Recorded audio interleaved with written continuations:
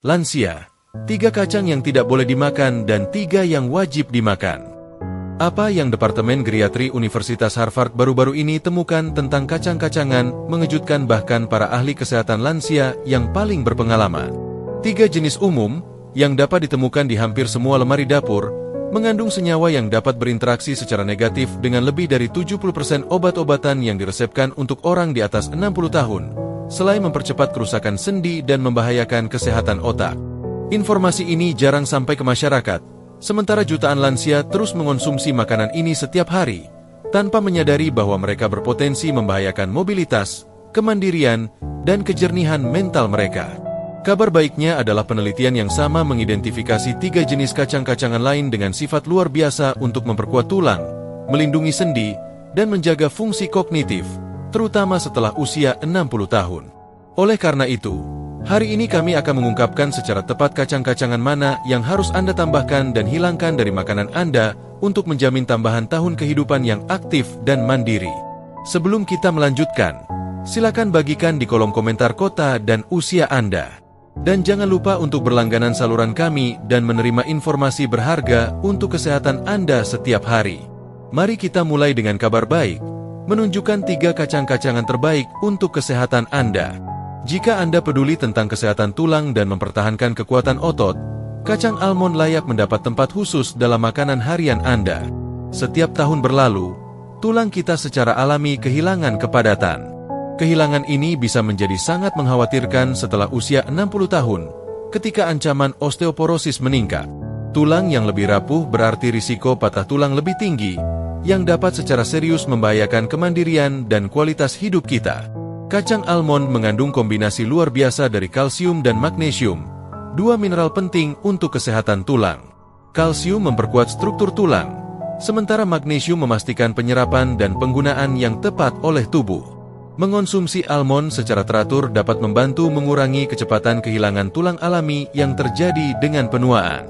Selain merawat tulang, almond sangat baik untuk mempertahankan massa otot. Mereka mengandung protein nabati berkualitas tinggi, penting untuk pemeliharaan otot. Jumlah protein yang cukup dalam makanan sangat penting setelah usia 60 tahun. Ketika tubuh cenderung kehilangan massa otot lebih cepat, proses yang dikenal sebagai sarkopenia.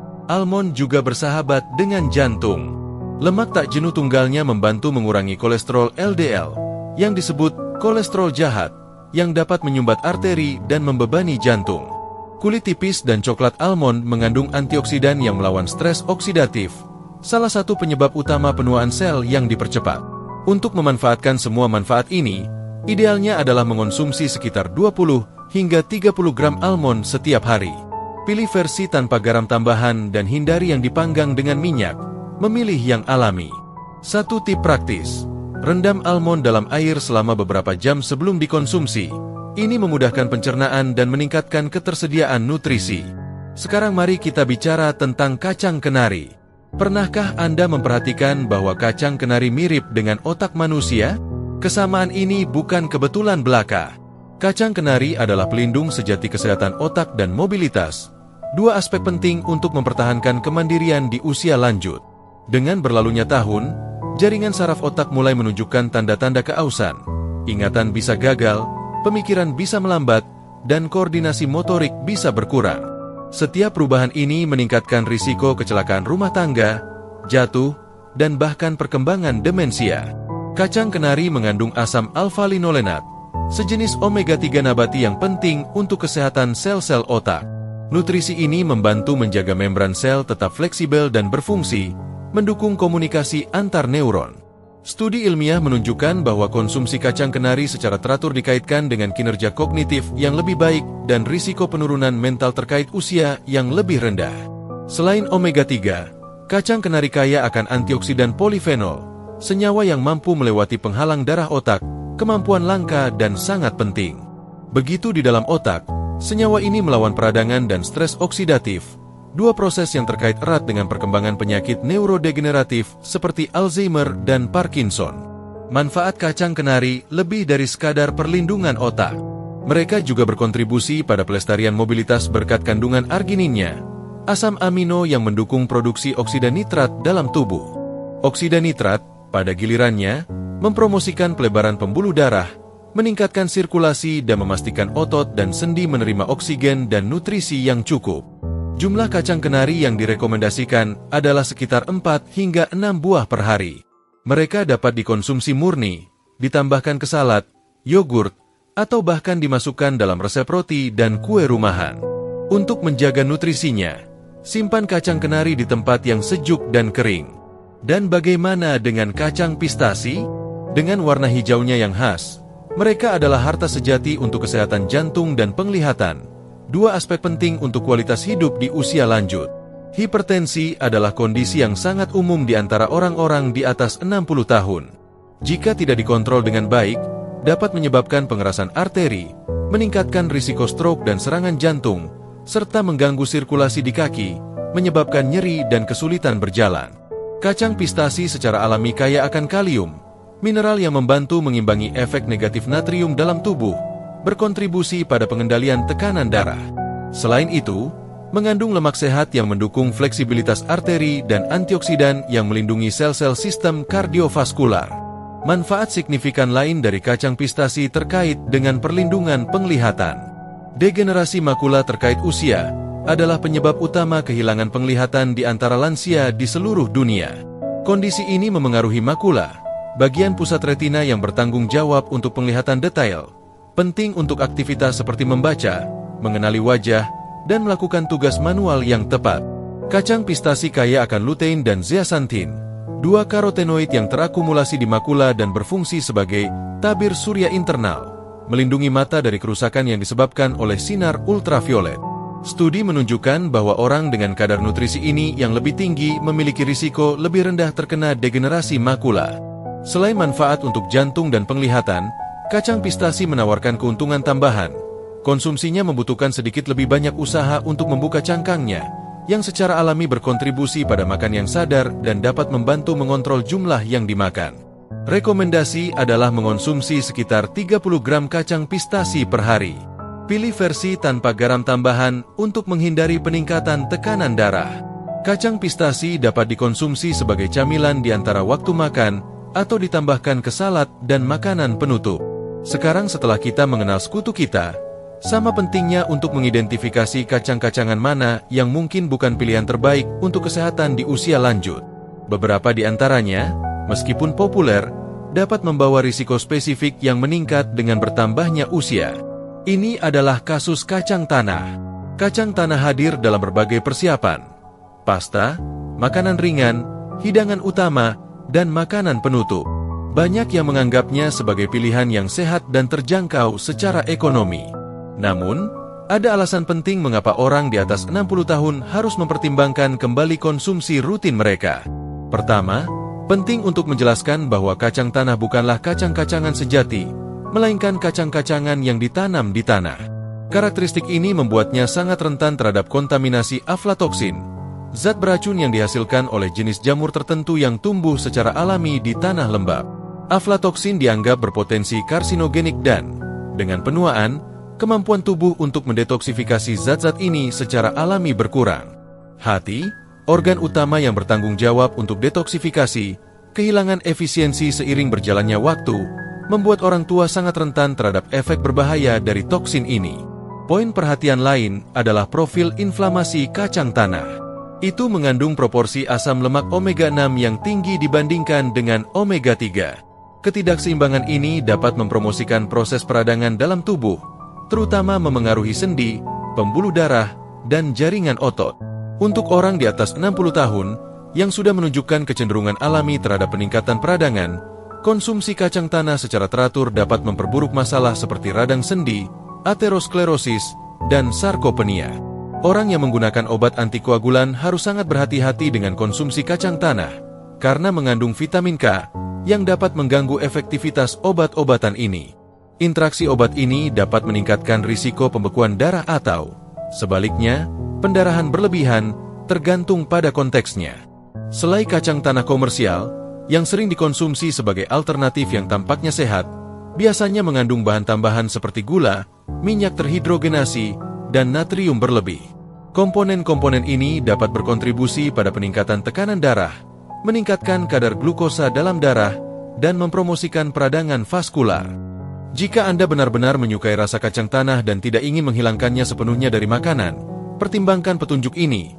Batasi konsumsi pada porsi kecil dan sesekali. Pilih kacang tanah berkualitas tinggi, lebih disukai organik. Pilih selai kacang tanah tanpa bahan tambahan. Periksa label dengan hati-hati, dan simpan dengan benar di tempat yang sejuk dan kering untuk meminimalkan pertumbuhan jamur. Pilihan lain yang perlu diperhatikan adalah kacang mete. Salah satu poin perhatian utama adalah kandungan oksalat yang tinggi dalam kacang mete. Oksalat adalah senyawa alami yang, ketika berlebihan dalam tubuh, dapat bergabung dengan kalsium dalam sistem pencernaan, membentuk kompleks yang tidak larut. Proses ini mencegah kalsium diserap dengan baik oleh tubuh, mengarahkannya untuk dikeluarkan. Untuk orang di atas 60 tahun, penyerapan kalsium yang efisien sudah secara alami berkurang karena perubahan fisiologis penuaan. Konsumsi makanan kaya oksalat secara teratur, seperti kacang mete, dapat memperburuk situasi ini, berkontribusi pada percepatan kehilangan tulang dan meningkatkan risiko osteoporosis dan patah tulang.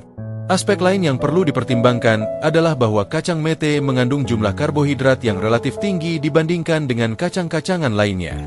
Untuk orang dengan diabetes atau resistensi insulin, kondisi yang sering terjadi setelah usia 60 tahun, konsumsi berlebihan dapat berkontribusi pada fluktuasi kadar glukosa darah.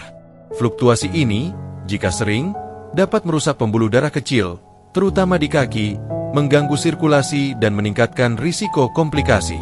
Oksalat yang ada dalam kacang mete juga terkait dengan peningkatan risiko pembentukan batu ginjal, kondisi menyakitkan yang menjadi lebih umum dengan bertambahnya usia. Ginjal, seperti organ lain, kehilangan efisiensi dengan penuaan, menjadi lebih rentan terhadap kerusakan yang disebabkan oleh akumulasi oksalat. Tekstur lembut dan bentuk bulat kacang mete juga menimbulkan risiko tersedak bagi orang tua, terutama mereka yang memiliki masalah menelan atau yang memproduksi lebih sedikit air liur, kondisi umum pada usia lanjut yang sering dikaitkan dengan penggunaan obat-obatan tertentu. Jika Anda menyukai kacang mete dan tidak ingin menghilangkannya sepenuhnya, pertimbangkan saran ini. Batasi konsumsi pada porsi kecil sesekali. Seimbangkan asupan dengan makanan kaya kalsium, hidrasi dengan baik untuk membantu pengeluaran oksalat, dan lebih suka mengonsumsinya dalam bentuk gilingan atau pasta untuk mengurangi risiko tersedak. Kacang-kacangan ketiga yang harus Anda hindari adalah kacang pinus. Salah satu aspek yang kurang diketahui dari kacang pinus adalah kemampuannya untuk berinteraksi dengan berbagai obat yang biasa diresepkan untuk orang di atas 60 tahun. Senyawa yang ada dalam kacang pinus dapat mengganggu metabolisme obat untuk hipertensi, kolesterol tinggi, dan depresi, antara lain. Interaksi ini dapat mengurangi efektivitas obat atau, dalam beberapa kasus, memperkuat efek sampingnya. Ada juga fenomena aneh yang terkait dengan konsumsi kacang pinus, sindrom mulut kacang pinus. Kondisi ini, meskipun sementara, menyebabkan perubahan signifikan dalam rasa, membuat semua makanan memperoleh rasa pahit dan logam. Untuk orang tua, yang mungkin sudah mengalami penurunan nafsu makan alami dan papila pengecap, sindrom ini dapat semakin membahayakan nutrisi yang tepat, berpotensi menyebabkan malnutrisi. Kacang pinus sangat kaya akan lemak tak jenuh ganda, yang sehat, tetapi juga sangat sensitif terhadap oksidasi. Ketika teroksidasi, lemak ini menghasilkan radikal bebas yang dapat merusak sel dan jaringan, berkontribusi pada proses peradangan dan penuaan sel yang dipercepat. Orang di usia lanjut sudah secara alami memiliki kapasitas antioksidan yang lebih rendah, menjadikan mereka lebih rentan terhadap efek oksidasi. Pertimbangan penting lainnya adalah bentuk kacang pinus yang kecil dan licin, yang merupakan risiko signifikan tersedak. Risiko ini bahkan lebih besar bagi orang tua dengan kesulitan menelan, produksi air liur yang berkurang, atau masalah gigi. Biaya tinggi kacang pinus juga merupakan faktor yang perlu dipertimbangkan, terutama bagi orang dengan anggaran terbatas.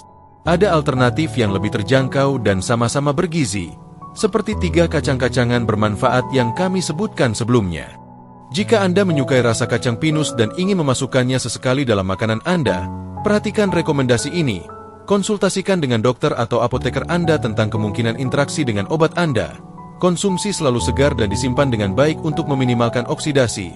Tambahkan kepersiapan di mana mereka akan dihancurkan atau digiling, mengurangi risiko tersedak, dan jaga konsumsi sesekali, tidak setiap hari.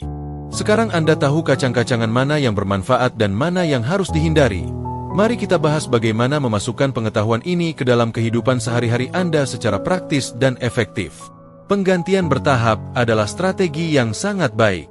Jika Anda biasa mengonsumsi kacang tanah, kacang mete, atau kacang pinus secara teratur, mulailah dengan memperkenalkan jumlah kecil alternatif yang lebih sehat.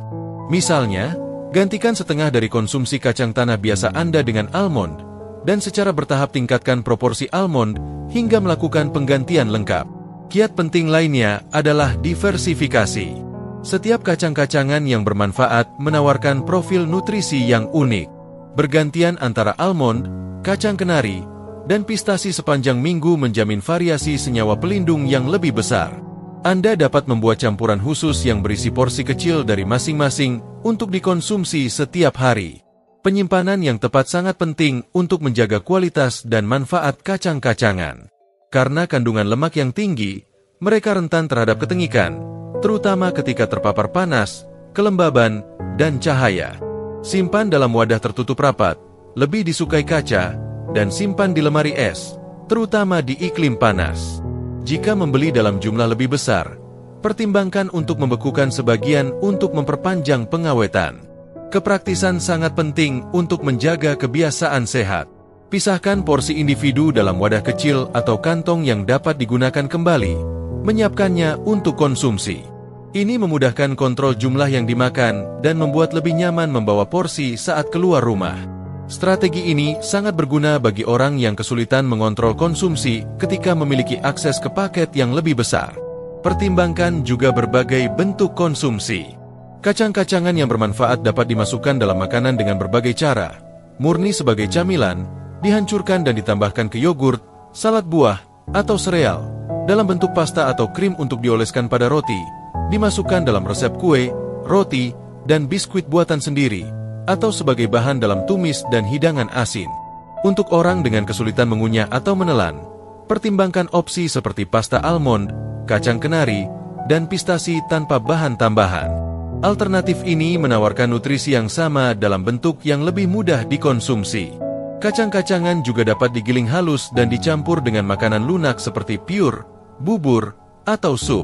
Jika Anda mengonsumsi obat secara teratur, bicarakan dengan dokter atau apoteker Anda tentang kemungkinan interaksi dengan kacang-kacangan. Dalam beberapa kasus, mungkin perlu menyesuaikan waktu konsumsi untuk menghindari gangguan pada penyerapan atau efek obat.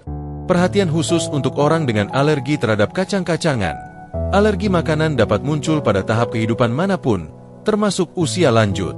Jika Anda melihat gejala seperti gatal di mulut, bengkak, urtikaria, kesulitan bernapas, atau ketidaknyamanan gastrointestinal setelah mengonsumsi kacang-kacangan tertentu, segera cari saran medis. Teman-teman, sekarang saya ingin tahu kacang-kacangan mana yang paling banyak Anda konsumsi saat ini dan mana yang Anda rencanakan untuk dimasukkan dalam makanan Anda setelah menonton video ini. Bagikan pengalaman Anda di komentar di bawah. Jika konten ini bermanfaat bagi Anda, bagikan dengan teman dan keluarga Anda agar mereka juga mendapatkan manfaat dari informasi ini. Terima kasih banyak telah menonton dan sampai jumpa di video berikutnya.